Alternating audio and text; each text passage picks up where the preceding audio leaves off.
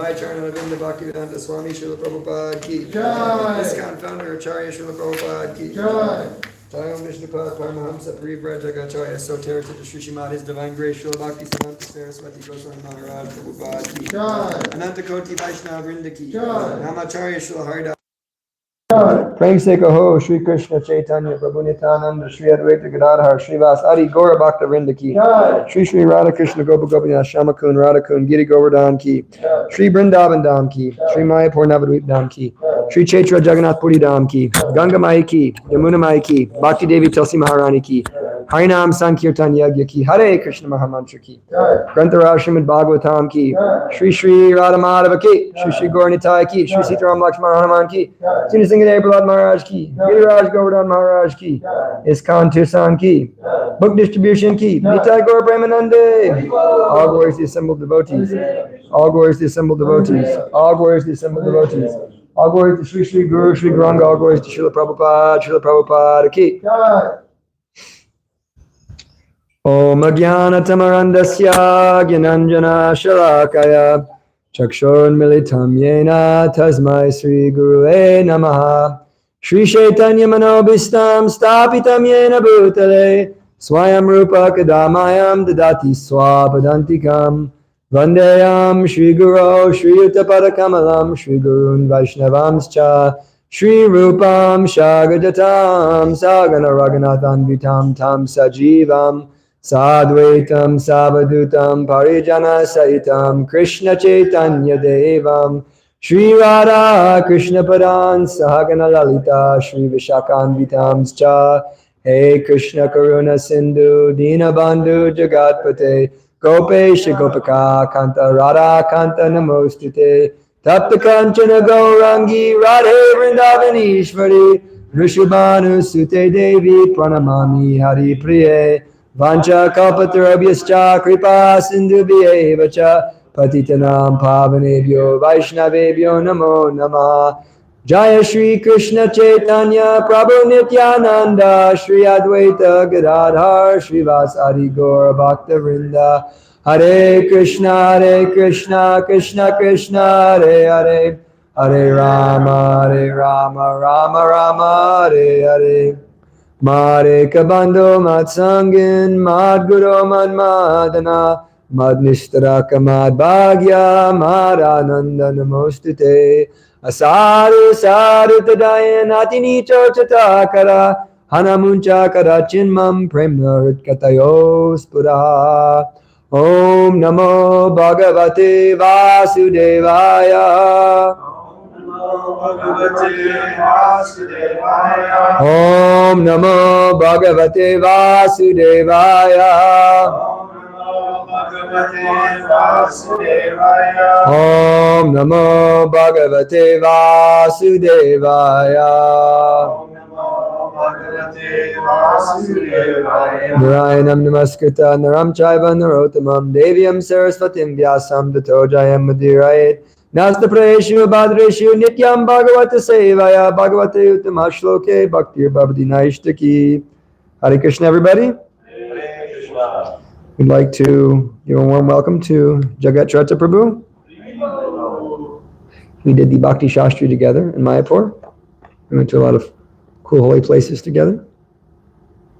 And had a lot of nice association with each other there in Mayapur Dham. And both times two of the three times I was in Mayapur, we were together. So he's my friend. Also one of the Bhaktas Parameshwar picked up. So very welcome here, Prabhu. Today we'll be reading from Srimad Bhagavatam, Canto 5, the creative intibus, the activities of Maharaj Priyavrata, text number 18. Yasat sapatnan vijijishamano Griheshu nirvishayate tapurvam Adyeti durga shrita urjitarin Chineshu kamam vircharat vipaschit Kshineshu kamam vicharet vipashchit.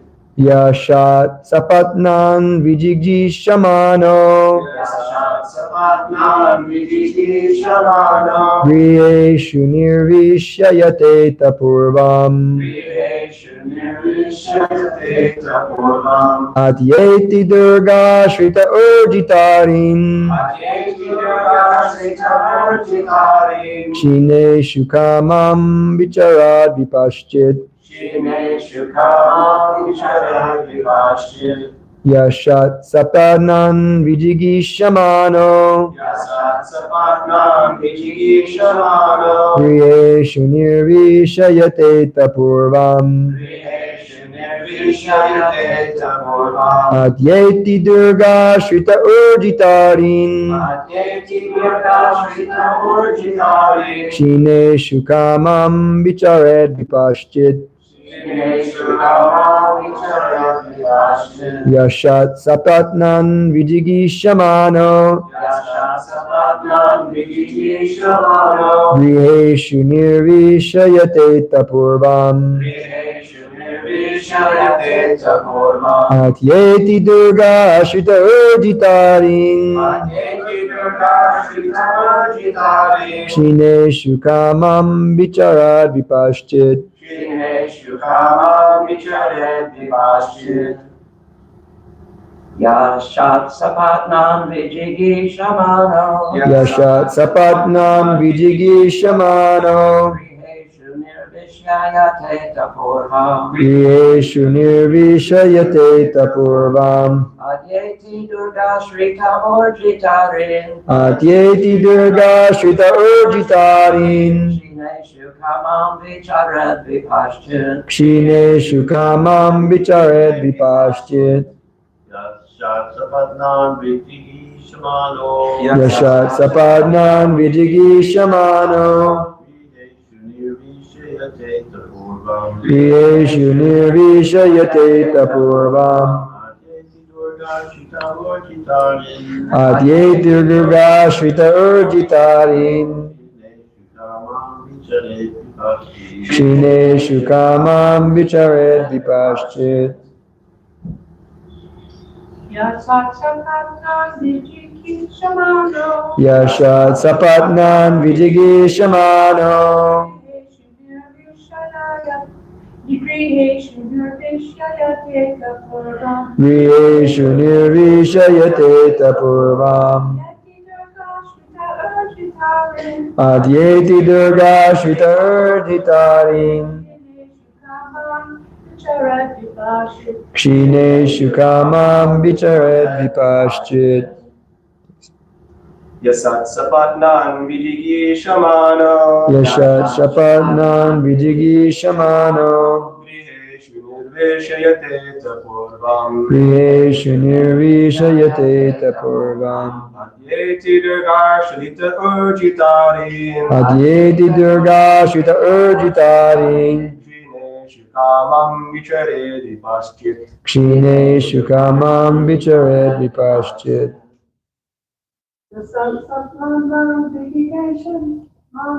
Yashat sapadnan vijiggishamano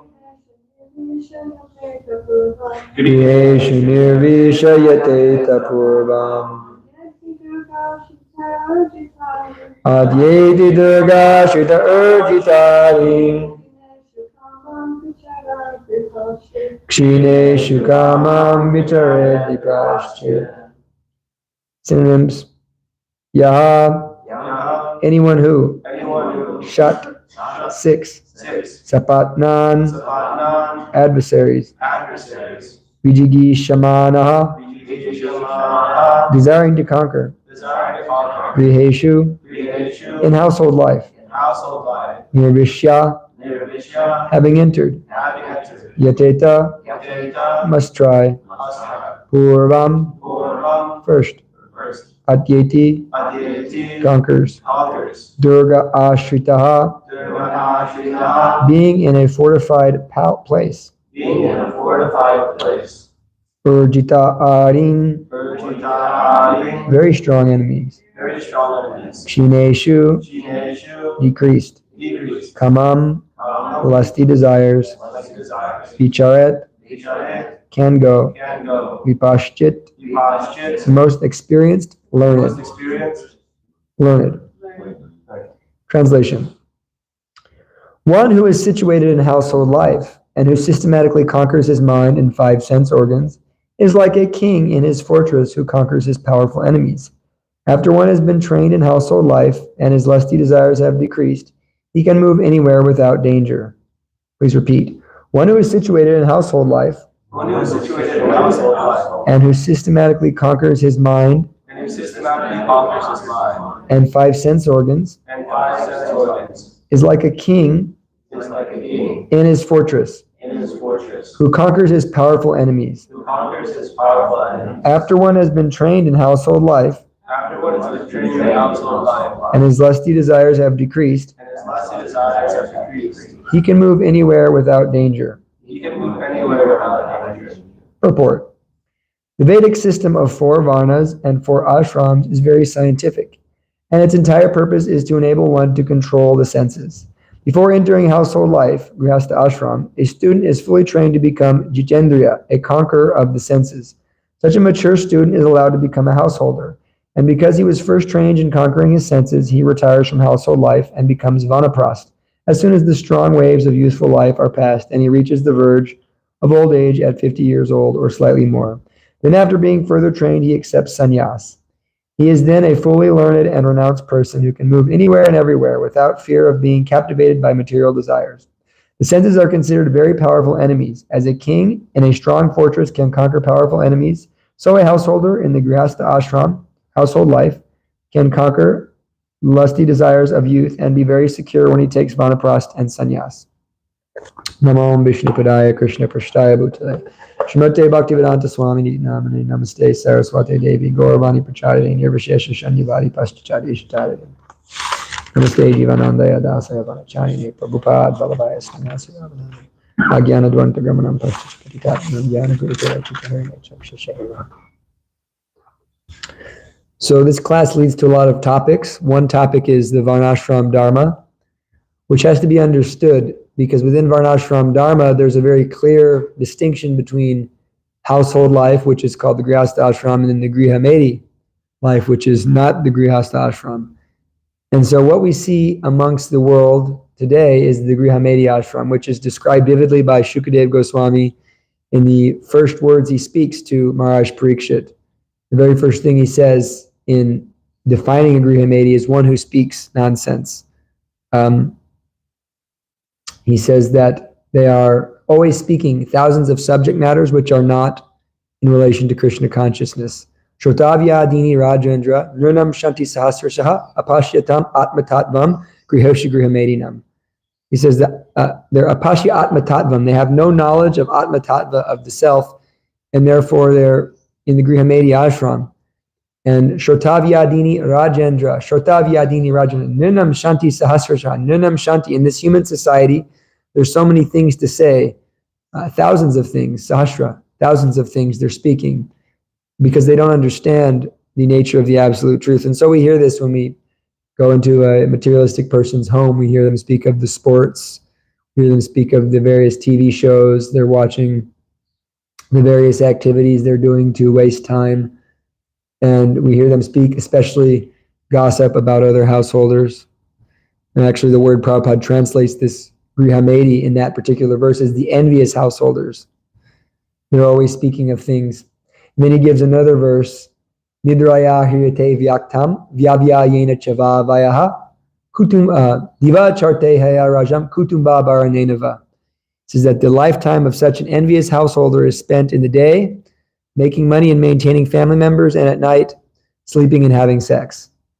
So in this way, he brings the Grihamedi life into the forefront. Right at the beginning of the Bhagavatam, the very first thing he says Om Namo Bhagavate Vasudeva, I have my respectful obeisances unto Vyasadeva, and then boom, right off the bat, Shukadev Goswami hits us with this. He says, the envious householders are always speaking nonsense, and they spend their lives making money and having sex. And he really hits that right off. And then he explains Deha patya kalatradish atmasanyashvasatyapi tesham pramato nidhanam pashyanappi napashyati. That these people, these types of individuals, they take shelter of fallible soldiers. Fallible soldiers are considered the wife, deha patya kalatradish, the wife, the home, the body, the children. They take shelter of these things, not understanding that they're going to die, even though they see that everybody else is dying around them. Pashyanapi napashyati. They don't understand that this is going to happen to me. So they're not thinking of their own death. Just when I was chanting my japa this morning, I woke up real early and was chanting, and I was thinking, oh, if we just keep death in the forefront. There's one book by one great Catholic saint, Saint Benedict. And it's called The Rule of Saint Benedict. And it's basically a brahmachari ashram book from 400 AD. And in that book, one of the things he says is that you should always keep death in the forefront. That could be someone on their way to death right there. You should always keep death in the forefront of your consciousness. Because if we think like, I'm going to die, if we understand that, then really it really pulls the rug out from all our materialistic plans of how we're going to enjoy life. We always think like that. That's basically the consciousness of one who wants to enjoy life. They think, I have so much time before I die. Theoretically, I may know I'm going to die. So what am I going to do to get the best out of the time? And therefore, they waste time not actually focusing on what actually matters. And so in this way, the materialistic person makes a plan. And Sukadeva Goswami ends this kind of section of the Bhagavatam, this first section of the Bhagavatam, the second canto. He ends it by saying, Etavan Sankhya Yoga Abhyam Swadharma Paranishtayaha Janmalabha Parapumsam Ante Narayana Smritihi. That whether one does Etavan Sankhya, whether one does Sankhya, whether one does yoga, whether one does their Swadharma, Janmalabha Parapumsam, whatever one does in human society, Ante Narayana Smritihi. The goal of life is to remember Narayan at the time of death. So Varnashram has a goal in mind. That's what has to be understood. Varnashram isn't a means for material enjoyment. It's a means by which we can attain Krishna consciousness. So we have to start with the goal in mind. And the material goal of life is the Grihastha ashram or the Grihimedi ashram. And we see that in every fairy tale. And that's why we understand it's all a fairy tale. And they lived happily ever after. But they didn't. They died. They got sick. They got old. They got cancer. They got in an accident. And then one of them lamented and then died also. That's the actual ending of the fairy tale. There's no happily ever after. Happily ever after is when you go back home, back to Godhead. So, but we see that in the end of the movie, the guy and the gal get together, right? And presumably they enjoy sex life and have children, get sick and die. This is the way that happily ever after ending always works. But that's the goal of materialists. I saw something that said, a lot of people glorify this actor Keanu Reeves like he's a very spiritual person. He may be. I'm not saying he's not. He's into kind of like spirituality and stuff nowadays. But he had got married and he's like, I think he's like in his 60s. And someone said, it's never too late to find happiness. I was thinking, I don't think that constitutes happiness, So we have to keep the goal in mind, that the goal of life isn't becoming a grihastha. The goal of life isn't becoming staying brahmachari your whole life. The goal of life is Krishna prema. And so with the goal in mind, by understanding the prayojana, by understanding the prayojana, what is the goal of my process, then we can understand the abhideya, the process by which to get there. We can actually understand that. If we don't understand the prayojana, we can't understand the abhideya. So first we understand the sambandha, what is the relationship I have with God and with the things around me, and then what is the goal of that relationship, and then we can understand the process, the abhideya, by which we can actually attain that proper state of consciousness. So when we were in Kolkata at the ISKCON Newtown, which the registrar just was giving many classes there, looked like he was having a fantastic time. And I'm sure he was, because that's the most first-class temple I've seen. Not discounting this temple, but that's a Indian temple, a little different mood. One of the best temples in India. It's really amazing. Acharya Ratna Prabhu is one of the most amazing devotees. We're lucky enough to have him visit here.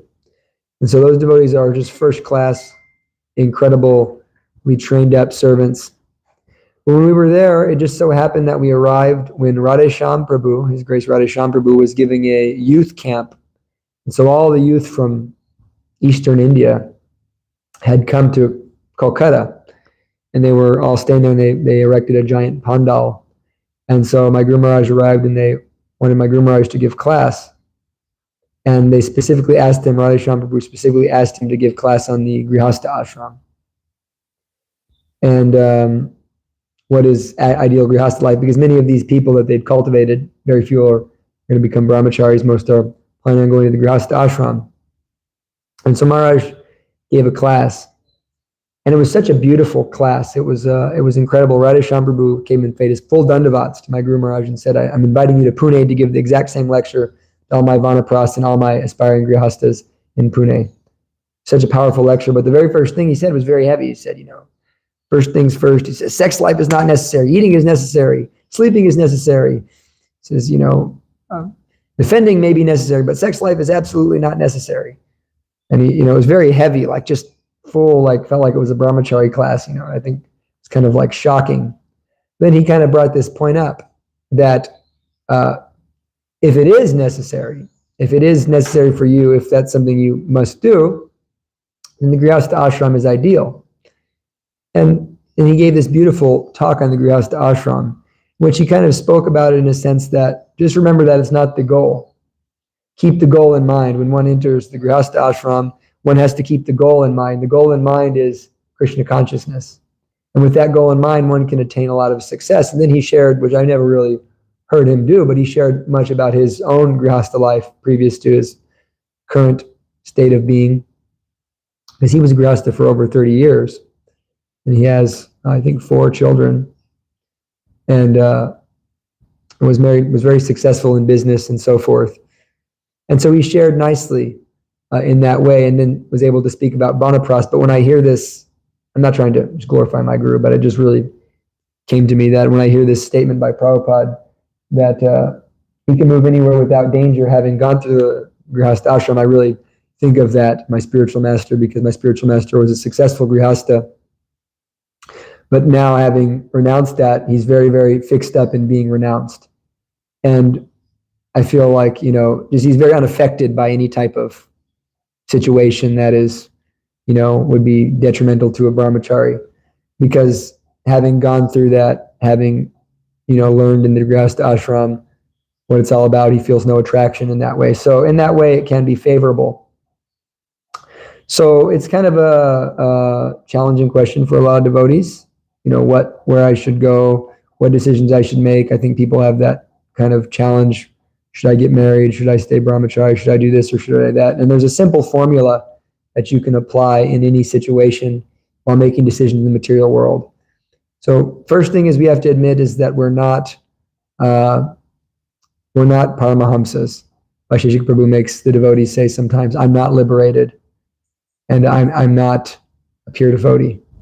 When we understand that I'm not liberated and I'm not a pure devotee, then we can actually kind of be honest with our own position. And so with that being said, we do have to deal with material energy sometimes. So a simple formula for making decisions in the material world is asking yourself, what is favorable for my own Krishna consciousness and what is unfavorable? That's the very first step in surrendering to Krishna. What is favorable for Krishna consciousness? What is unfavorable for Krishna consciousness? And so what may be favorable for one may not be favorable for another, in terms of what ashram one should enter, where one should go in terms of varna and ashram, accepting jobs, rejecting jobs, getting a new home, choosing to live in the temple or not to live in the temple. This is all based on what's favorable and what's unfavorable in my Krishna consciousness. And this can be applied everything we do throughout the day. If we're associating with people, texting people that are really talking nonsense, they're speaking nonsense, then is that favorable for my devotional service? No, it's not favorable. It's going to degrade me. Even if we think that, I can handle it, we have to understand that our minds, it's a chitta, it's a program. Everything that goes in the mind, every single image we've ever seen is there in the mind. Every single word we've ever heard is there in the mind. And when someone's mind is pure, when someone is able to not expose themselves to things which are nonsense, which are, like we said, Shrotavyadini, Rajendra, Nrinam Santi Sahasrasha, those millions of subject matters which have nothing to do with self-realization. When one is able to avoid those subject matters, then one's mind can remain fixed on Krishna. So in this way, one should accept what is favorable and reject what is unfavorable for Krishna consciousness. But a good point to ask is, especially when we find ourselves in these passionate situations, is are we qualified to ask ourselves that question? This is what I was really thinking about, is in my, somewhat limited experience of guiding devotees, one thing I find is devotees may not understand what is actually favorable and what is actually unfavorable for them due to the influence of the modes of material nature. Are we actually qualified to ask ourselves what is favorable and what is unfavorable? Because the mode of passion will distort our mind. That's favorable. Yeah, the sense gratification is totally favorable. I'm totally into it, And in this way, they accept something which is actually unfavorable for their own Krishna consciousness. So we have to come to the mode of goodness. And so by coming to the mode of goodness, then you may be qualified to ask yourself what is actually favorable and what is actually unfavorable for my devotional service. For instance, when one is in the mode of goodness, one lives a certain type of lifestyle. One is rising early, one is practicing sadhana, one is eating sattvic, one is engaging in whatever work they do very nicely. And in this way, when one approaches a particular situation, one can evaluate the situation with freedom and with choice and think, this is actually something that may be favorable toward me, toward my devotional service, and one can say, I think I should do this. Whereas if one is in the mode of passion, one's freedom is taken away, you see, because of lust. And Krishna says that. Arjuna asks Krishna, why is one impelled to sinful activities as if by force? And Krishna says, it is lust only, Arjuna, which is born from contact of the material mode of passion and which burns like fire and is never satiated. So if one is thinking, should I get married? And then they think, the lust is so intense. Yes, it's totally favorable for me. I'm totally going to do it. And in this way, they go into the whole Grihastha ashram with the wrong mindset. And then the whole thing falls apart. Because that's a fact. It cannot be any other way. You can argue with Krishna, but Krishna says it's nectar in the beginning and poison at the end. So it's Krishna's statement, but it's a fact that if you act in the mode of passion, you're going to get burned. So if one is in the mode of passion, they don't have the freedom to actually say no because the lust has overtaken their consciousness, and therefore they're going to have to act in a certain way. Therefore, one should take very seriously the brahmacharya ashram, or even for a lady too, it's the same situation. The time when one is not married, one should take very seriously the opportunity by which one can practice Krishna consciousness wholly and solely and develop the mode of goodness. That means getting a good sadhana program, reading nicely, understanding the Shastra, taking Krishna prasadam, associating with devotees. In this way, one comes to the mode of goodness. And one can think, although this is a very beautiful object, although this is a very beautiful situation, I can understand this actually won't be favorable for my Krishna consciousness. It's actually going to do harm for my devotional service. And therefore, I should perhaps find another person, perhaps go a different direction. I can think in that way. And so this verse is actually glorifying the Grihastha ashram as a situation by which one can become a Paramahamsa. So we have to understand, are we qualified to ask? And so there's examples. And I've given this example numerous times, but I'm going to give it again because it's a good example. And that example is the example of Kardama Muni and Devahuti. And on the Grihamedi side of things, you have Shapya Muni and Diti. So Diti was feeling agitated, and in her agitation, she approached Shapya Muni, and she was expressing that she had wanted to have a child, which is natural. But the mode of goodness was not present. There was zero Krishna consciousness. And so Shapya Muni understood that, well, if we unite at this time, likelihood is we'll have a demon child. But our Acharyas, Vishwanath Chakravarti Thakur, describes that actually, even though he said that, it was kind of just like an obligatory thing. He knew that he really wasn't actually going to follow that. He was just saying that as kind of an obligatory, yeah, it's kind of going to be a bad idea, but he was already too captivated by lust. And so he didn't really have a choice in the matter because the mode of passion had taken over. So Diti was able to seduce him, and Hiranyakashipu and Hiranyaksha were born. And sometimes you see that. I mean, you'll see sometimes nice devotee parents come together, they have a beautiful devotee child, and you see sometimes you see these like materialist people and their children are like literally demons, they're like destroying stuff and like, literally just causing destruction constantly.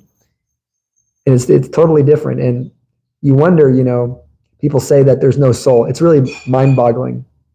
Sometimes at the campus, people say there's no soul. I say, have you ever met one dog or cat with the same personality? No. Every dog and cat has a unique personality. And that just shows that there's actually a being in there. But we can see that as you go down into the modes, like once you get into cockroaches, it's pretty hard to tell the difference between different cockroach personalities. It is. It's difficult. If you ever tried it. There are times, you can actually, if you study bugs enough, which I kind of have a tendency to do, looking at different spider webs and things, you can start to see that there are subtle personalities there, but it's so covered over that it's very little, that they can't really express themselves. But someone in the mode of goodness, they can genuinely express themselves, especially a devotee. And so sometimes people say, all you devotees, you shave your head and you wear this stupid mark on your head and you wear robes and you're all the same. But actually, they're all the same because the devotees, we see that there's so many different devotees, but actually they all have unique personalities. And it's very unique. And they're very, very special. And that's why, temple, when you're at a temple or when you're with devotees, you just see so many wonderful personalities who are so unique. Whereas the materialists, they're all the same, actually. Growing up as a kid, I was, one of these materialists. And it was like I wore a band shirt, but it was a band that I liked and no one else liked. I wore, a set of shoes that I thought were cool. But basically, I was dressing with the same intention of trying to get fame, profit, adoration, distinction. And that's what all the materialists are doing. And so all the styles and all the different trends and all the different things that are going on in the material world are all the same thing. It's just materialists trying to outdo each other. And so actually, they're all the same. And people follow trends. People get on these trends. And they get on these different, styles. My Guru Maharaj speaks about it so much of the time. He talks about, in the 60s, we all had long hair. And then, in the 70s, things changed. In the 80s, everybody had the mohawks and the punk rock. And you see that, we're always trying to reinvent our ego. And this is the way the materialists are. So they're all the same. They don't actually express their personality because they're forced by that desire for fame, profit, adoration, distinction, to dress a certain way, to act a certain way, and to enter circumstances which may, and 90% of the time, are completely unfavorable for the cultivation of devotional service. So therefore, when we ask that question, especially in regards to ashrams, we have to ask ourselves, am I even qualified to answer this? And so in that way, one can approach a higher authority, speak with them, and also understanding that, like a higher authority is not necessarily infallible on the matter when it comes to material things. The guru is infallible when he comes to say, when you ask the guru, what is the duty of a man about to die? What should he do and what should he not do? Who should he worship? When you ask the guru these things, the guru's answers, if the bona fide guru, are infallible. When you ask the guru who I should marry, there's always chances that there could be challenges because this is a material question. It's a material question. You do not see Maharaj Parikshit asking his guru this. There's not one point in the Bhagavatam where a devotee asks this question. And generally, when that question is asked, or when something like that is asked of a sage, what usually happens is the exact opposite of what they want. What is it? Angira Muni appeared to Chitraketu Maharaj. Oh, let me have a son. You can have a son. It's going to give you great joy and great pain. And, kid gets murdered by 999,000 wives. They came together and they came to Congress and voted to murder the child. And, caused a lot of destruction. But in the end, things were good. And I've seen examples of this, in my own knowing of senior devotees where it's, oh, I think you should come with this person. And then it kind of comes around that was a really terrible situation that made that person more Krishna conscious. So, Krishna is behind the guru. So, still, if we're in the mode of passion, it's good to ask a qualified person who can guide us and then do our best because we have to work through these things. So with that being said, we have to understand, like I said, it's very rare. It takes time usually to become a pure devotee. And pure devotional service is just, basically defined anyabhilashita shunyam jnanam karmani navritam anukulyena krishna nashilanam bhaktiruttama. Pure devotional service defined by Rupa Goswami is that which is completely free of sinful desires, basically illicit sex, intoxication, meat eating, gambling. Prabhupada translates it as that. The desire for fruitive activity and speculative knowledge. It's got to be completely shunya, void of those things. What is fruitive activity? Anything that develops the body or the expansions of the body. So if I want to increase my bodily comforts, that's considered a fruitive activity. Therefore, that cannot be considered pure devotional service. Pure devotional service is done favorable to Krishna and in a loving mood. That's Uttama Bhakti. Okay? Kirtanesvara Gauranga, I'm not there yet. Good job. I'm not there yet. I'm not there yet. It's okay to admit that, and it's good to admit that, but we can at least begin the activities of pure devotional service, which are Shravanam, Kirtanam, Vishnu Smaranam, Padasevanam, etc. This is why I sang the song we sang this morning, Bhaja Hure Mani. I sang that because Krishnadas Kaviraj is expressing this desire that I've uselessly served wicked and miserly men. And he's telling his mind to take shelter of the lotus feet of the son Ananda. And I'm suffering the attachment, the heat and the cold, the wind and the rain. I'm living in a world of duality because I'm stuck in this consciousness of enjoying material life. However, now my only desire is Shravanam, Kirtanam, Vishnu Smaranam. Now my only desire is to engage in the 9 processes of bhakti. That is bhakti yoga. Bhakti yoga, defined by Vishwanath Chakravarti Thakur in his commentary on Nectar of Devotion, Bhakti Rasamrita Sindhu, he says bhakti yoga is those 9 processes, boss.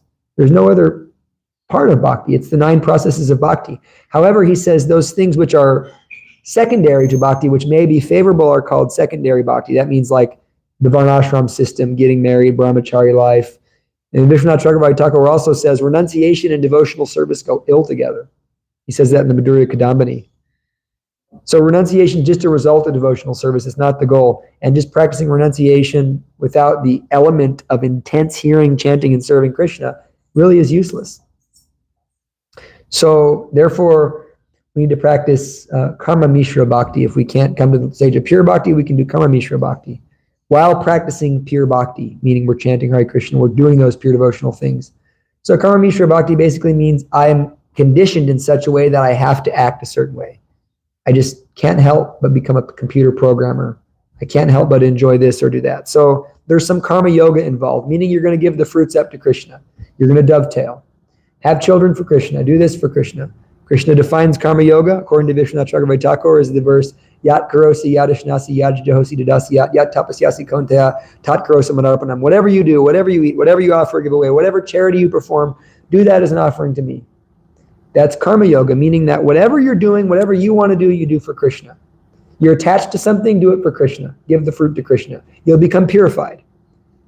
Bhakti yoga means I'm attached to Krishna. Whatever Krishna wants me to do, I'll do it. Krishna wants me to scrub toilets from time immemorial, then I'll scrub toilets from time immemorial because I'm scrubbing Krishna's toilet. That's bhakti yoga. Karma yoga means I don't really want to scrub toilets. I want to get married and have a family, but I'm going to have a family for Krishna.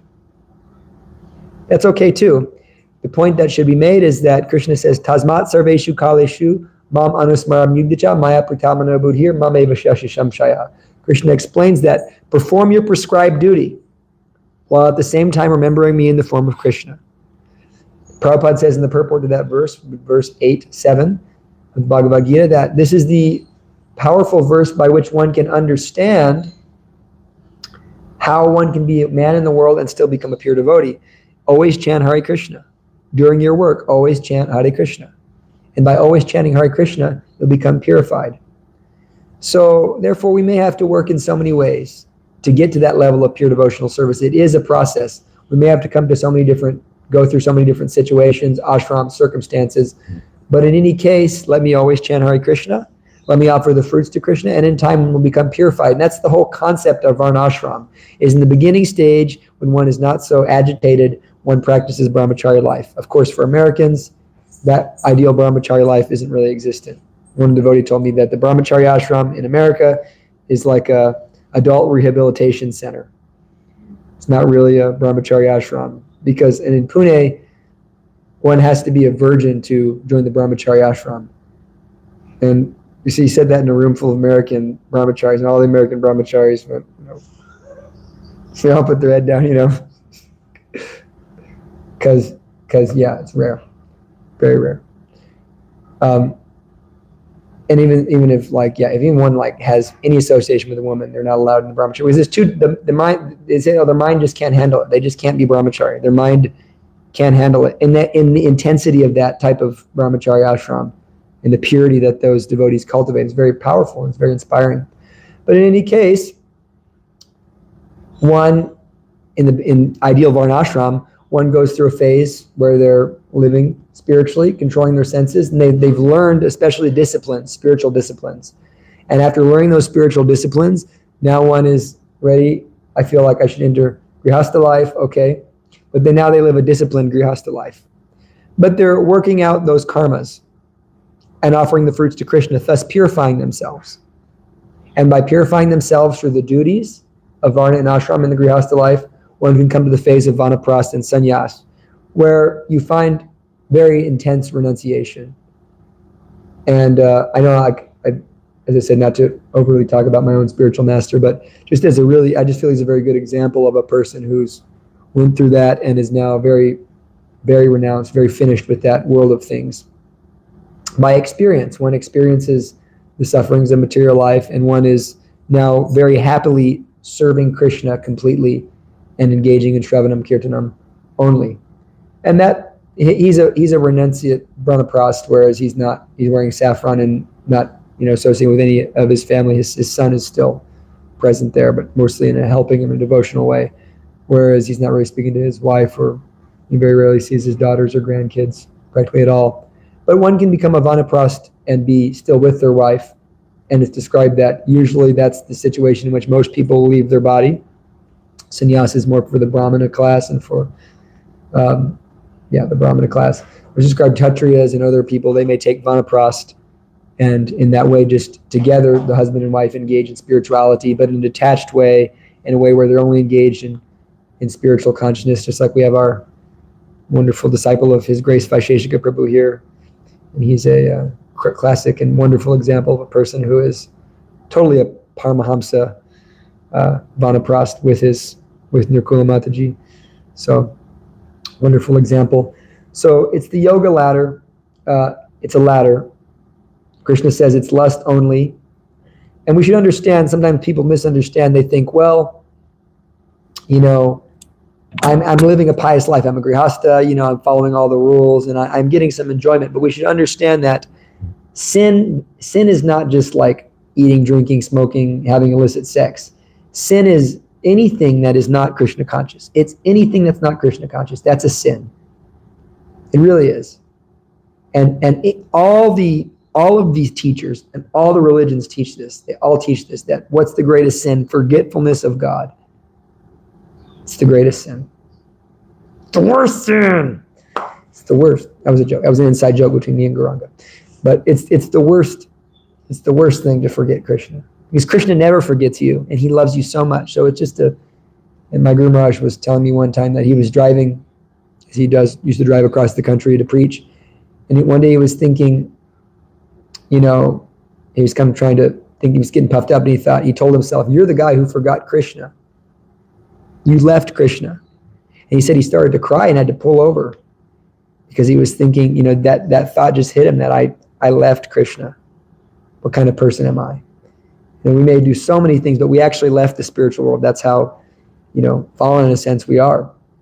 So anything we do, that's, even if it's not illicit sex, intoxication, eating, gambling, if we're forced to do something, whether it just be scrolling on your phone through nonsense, that is a sin because it's actively forgetting Krishna.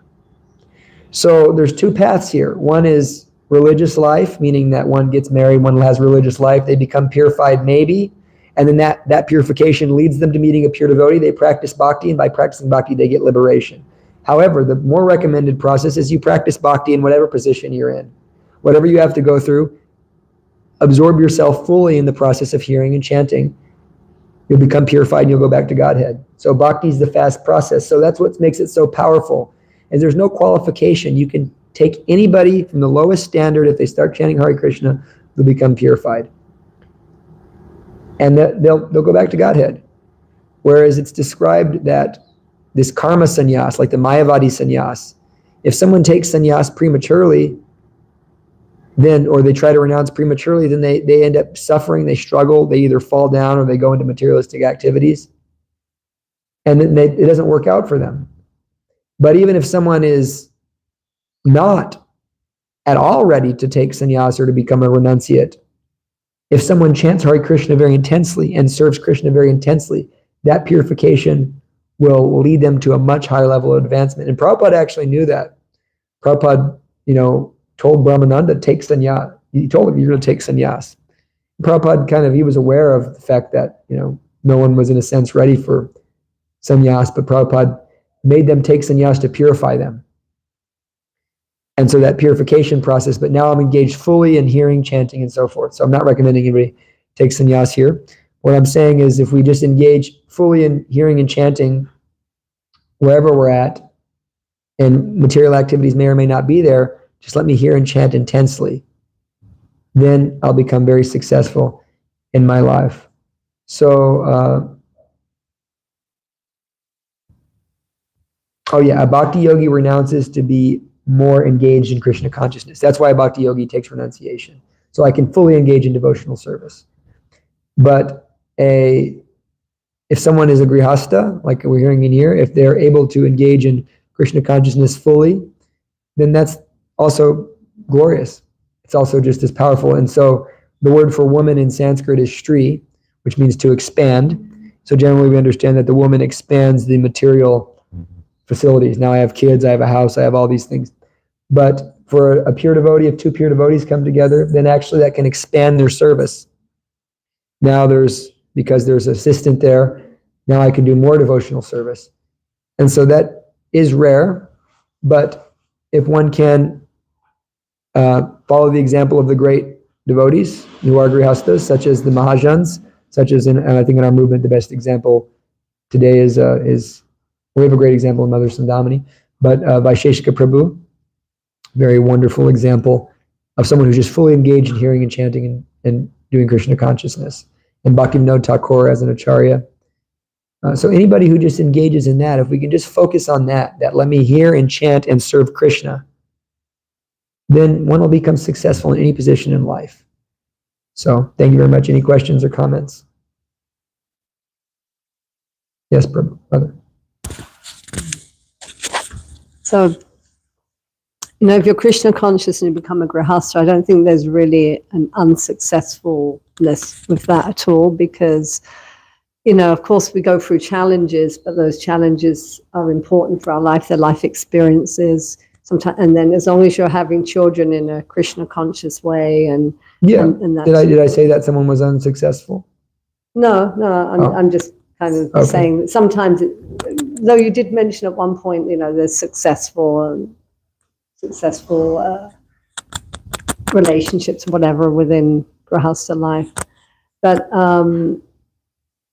those challenges are really important at times too. So even though it seems like, oh gosh, grihastha life can seem like there's a lot of divorce, or there's challenges, or this happens or that happens, so it can appear negative, but within the family, the challenges that you go through, they're necessary sometimes for your Krishna consciousness. Well, Krishna is arranging it all. Yeah. Krishna arranges it all. He's not going to make your life right easy and cushy, because unless you're a pure devotee, he's going to make it rough to make you purified. And look at Queen Kunda. There's many examples. I mean, that's the whole idea. Krishna is purifying us. But yeah, anybody who's engaged in Krishna consciousness as a genuine grihastha, they're solid. Mhm. But the thing is, so much of the time, and I'm not saying this about you or any of the grihastas here, because we have a lot of exceptional grihastas in our community, Mhm. and especially in our direct temple, we're all exceptional. Especially, Kumadvan inspires me so much. He's one of the most inspiring people in our temple, if you ask me. He's just a great dad, great cook, works so hard for his family, and he's such a wonderful devotee. Mhm. So many examples. But one thing is that so much of the time, people are religious, especially you see this in especially people who grow up in Krishna consciousness. Oh, they're religious. They like chanting. They like the stuff, but they're not really interested in becoming a pure devotee. And so you find that the kids, you can tell they're not interested in Krishna consciousness, And sometimes, it's not always the parents' fault, but what I'm saying is that, if kids don't have a good example of serious devotional service, like when the parents are sleeping, late and, eating at restaurants and doing regular Grihamedi things, and they're not giving a great example, then the kid's always going to actually follow the lowest standard. Unless they really become inspired internally to follow a higher standard, children always follow the lowest kind of standard of their parents. Once in a while, you'll find parents that are so bad that the kids think, I'm never going to be like that, and therefore I'm going to go the opposite direction. That's good also, but it's very important, especially Grihastha is a very serious responsibility. It's a very serious responsibility. Yeah, and I think addition to that is yes, it's very serious, but it's not you just raising the child. The child goes to school and everything. Yeah, that's why really we should have a strong Gurukula system, and that's sort of where that kind of lost a little bit, but we really do need to have, just like we were talking about for elderly, we also need Gurukula, so because that's, it takes a village to raise a child. My personal opinion on that, and this is opinion, not a teaching and not speaking from judges, a personal opinion on that is, children either go to Gurukul, or even more than that, I think that homeschooling is really ideal if you're intelligent enough, or something like that, because we don't have to mention the challenges of the Gurukul and ISKCON. It's pretty intense. And, I find, and I'll glory to ISKCON, I'm no problem with it. But what I find is, a lot of times I hear questions, and not from you, but just questions where devotees ask me things. When I was doing the disciples course, I was hearing a lot of questions like this. But does ISKCON have facility for that? Does ISKCON have facility for this? Does ISKCON have? I said, ISKCON's not going to protect you. Krishna will protect you. You can't take shelter of this organization as, organization is spiritual in that its teachings are spiritual and that it's filled with spiritual people, but we can't expect our organization to protect us. That's like expecting the government to protect us. It's not going to protect us in itself. Krishna will. And so, we have to think ourselves and make those decisions whether, Gurukul is cool, or this is cool, or that's right. And I think that, in ideal, what the teachings of Krishna consciousness are is, if you have an ideal situation, women are protected nicely, and you have a society that men can work and actually make money, make enough to support without, both parents working 3 jobs, then, the lady can stay home and raise the children, and the man can come home and teach the children also. It actually makes an ideal society. But we're far from that. So we have to continuously basically choose what's favorable and reject what's unfavorable. That's how it comes down. Jagat Raja Prabhu, quickly, because we're going to get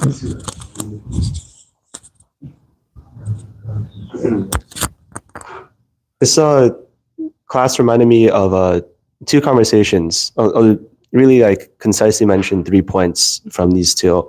One was with Lokaram Prabhu recently. I don't know if you know him, but I know Lokaram. Yeah. And Swami Bhagavan Keshav Maharaj, there was a seminar he gave in Naperville. Someone asked a question about how to strengthen the Grihastha community. And it was this primary principle of how it does take a village to raise a child, that how American families are, they're very atomic and very insular. But a real family unit includes the parents, aunts and uncles, cousins, grandparents. These Nepali families at this gem show, they're sort of a bunch of booths where there are these like Nepalis who are all like related to each other somehow or another. Like their first All cousins, Nepalis are related second to all. cousins. All Nepalis are related to all our Nepalis. They're like Once you know married, like Nepalis. this guy is like married to that person's cousin. This person is that person's second cousin. They're all doing business together. They're all like living together. They're all very happy and like stable. It takes like this family unit to create like a stable, strong psyche, which is like very like beneficial for like raising someone in raising like a stable child in like Krishna consciousness, especially like If the they're principle Krishna of- conscious, if though. they're Krishna Because conscious. if they're not Krishna conscious, that's just big Maya. Mm. And I mean, because I grew up in a Hispanic family and an Italian family. Yeah. So like I grew up with, meeting my aunts, my uncles. I was thinking about it this morning. I told my mom last night, I was like, that was all an illusion. I was preaching to my mom, but she's getting there. But, I used to go to these family parties with all these different people, aunts, uncles, and they basically were just a bunch of people that got together and drank. And now they all hate each other. They all hate each other. After 25 years, they just despise each other.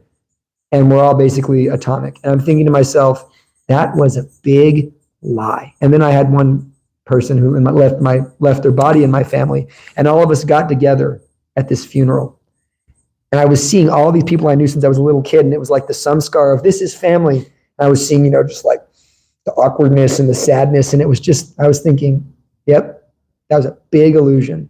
So if they're Krishna conscious, that's true, but only if they're Krishna conscious. Yeah, because there's so many like different responsibilities, and Swami Bhagavan Keshav Maharaj is making this point how to like raise a kid and like someone's like working like full time in like the US, then like they gotta cook, they gotta take them to school, they gotta do laundry, they gotta like work like their 9 to 5 or whatever, and like or both parents are working, and it's like really like intense, and the kids aren't getting proper association, they're not getting proper guidance. They're just going to school and like hang out with karmis and stuff, and then having like basically a unit of like families forming like kind of like a mini village, like mini like grihastha village. Just like and like sharing these responsibilities with each other, then that creates a very like stable system where like people are able to really like support each other instead of like really being like overburdened by like these like intense responsibilities. I can't agree more. However, we have to deal with what we got, ultimately. This is the time I'm going to get chastised if I don't end the class. So I'm going to end the class now. Srimad Bhagavatam ki. I'll make the point that I know like a lot of Nepalis, and I swear like 60 of them are related to each other.